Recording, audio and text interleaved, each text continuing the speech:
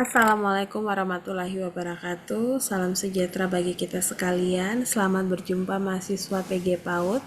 Menulis artikel ilmiah merupakan kemampuan yang kompleks yang didukung oleh pengetahuan dan latihan yang siklikal dan berkelanjutan. Isi tulisan akan mencerminkan seberapa banyak Anda membaca dan mengunyah berbagai informasi dan juga bermacam sumber.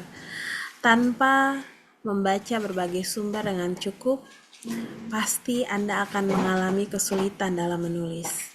Apa yang akan ditulis kalau isinya tidak ada?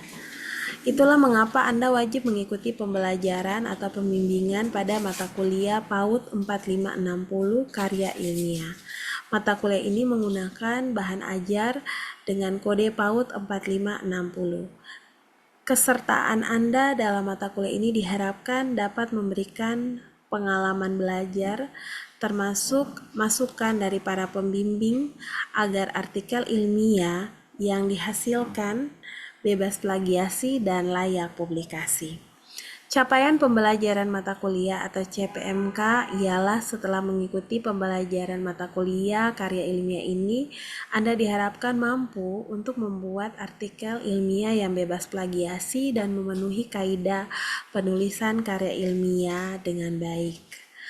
Secara khusus, capaian pembelajaran itu mencakup kemampuan merumuskan masalah sesuai dengan bidang ilmunya dengan baik. Yang kedua, membuat judul artikel ilmiah dengan tepat. Yang ketiga, mengolah hasil bacaan atau referensi untuk mendukung pengembangan atau penulisan artikel ilmiah dengan baik. Yang keempat, menyusun kerangka karangan atau outline penulisan artikel ilmiah dengan baik. Yang kelima, menulis artikel ilmiah secara utuh berdasarkan kerangka karangan yang dibuat.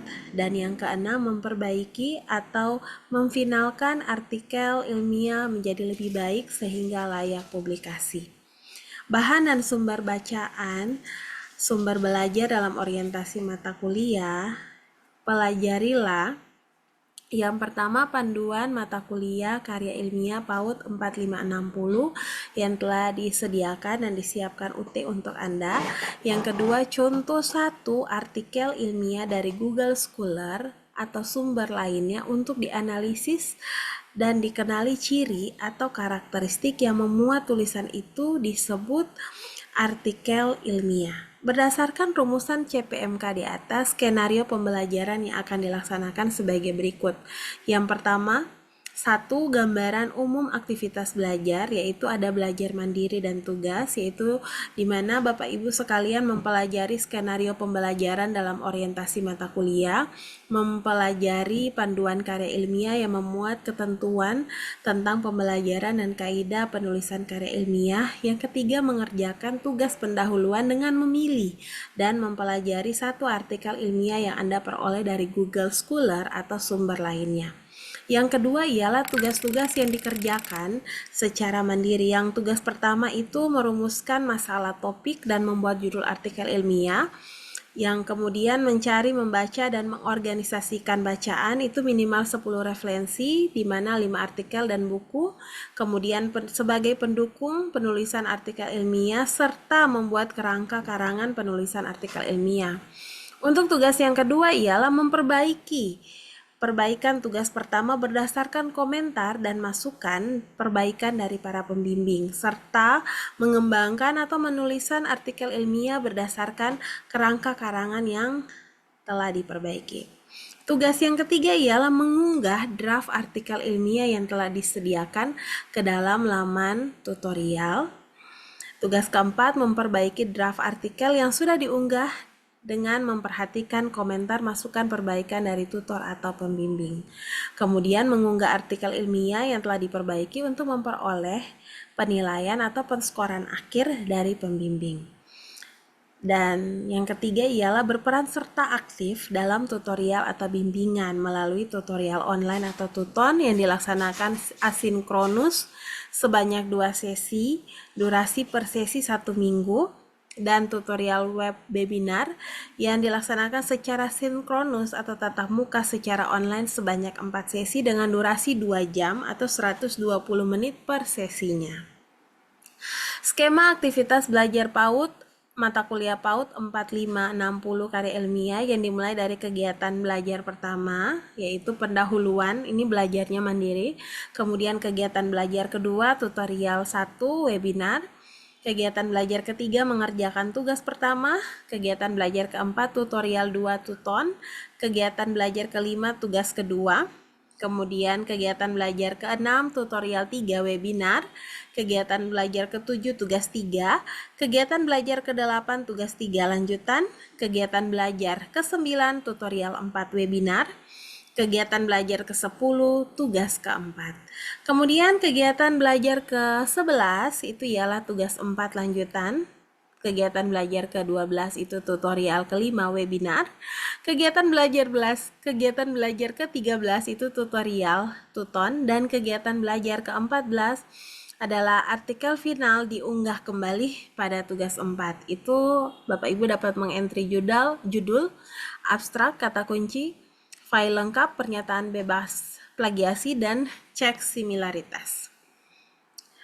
Proses pembelajaran mata kuliah PAUD itu tercermin dalam kegiatan belajar mengajar yang dimulai dari pendahuluan dengan aktivitas belajar dan juga aktivitas belajar yang telah ditentukan. Kemudian aktivitas belajarnya yaitu di mana pada KB1 pendahuluan belajar mandiri, di mana Bapak Ibu memperoleh informasi tentang tujuan capaian pembelajaran mata kuliah serta skenario pembelajaran dan skema hasil belajar, serta tugas mandiri mempelajari panduan mata kuliah Karil, mencari dan mempelajari satu contoh artikel ilmiah dari Google Scholar atau sumber digital lainnya yang dibahas pada sesi pertama tutorial webinar 1. Kemudian di kelas KB2 tutorial 1 yaitu pemantapan konsep dan ketentuan Karil. Dilanjutkan dengan membangun kedekatan, membahas dan mendiskusikan konsep dan ketentuan penulisan artikel ilmiah, menjelaskan sejumlah tugas dan menganalisis bersama satu contoh artikel ilmiah. Selanjutnya pada KB3 tugas 1 di mana mempelajari dan memantapkan isi panduan mata kuliah karya ilmiah dan mengerjakan tugas pertama. Kemudian di KB4 itu memantapkan pemahaman mahasiswa tentang pembuatan judul, referensi, kerangka karangan, dan tata cara pengutipan sampai kepada daftar pustaka. Kemudian pada KB5 itu kita memperbaiki tugas pertama berdasarkan dengan masukan tutor. KB ke-6 pada tutorial 3 webinar itu membedah sebuah contoh artikel dari sisi judul, relevansi, dan membahas perbaikan tugas pertama. Kemudian di KB7 kembali lagi Bapak Ibu akan mengerjakan tugas ketiga, dan di KB8 juga akan melanjutkan pengerjaan tugas ketiga dengan memberikan komentar. Tuton akan memberikan komentar kepada tugas daripada Bapak Ibu sekalian. Sampai kepada Bapak Ibu mengumpulkan artikel ilmiah Bapak Ibu yang bebas plagiasi. Ya, akhir kata selamat belajar dan selamat mengikuti mata kuliah karir. Sukses untuk kita semuanya.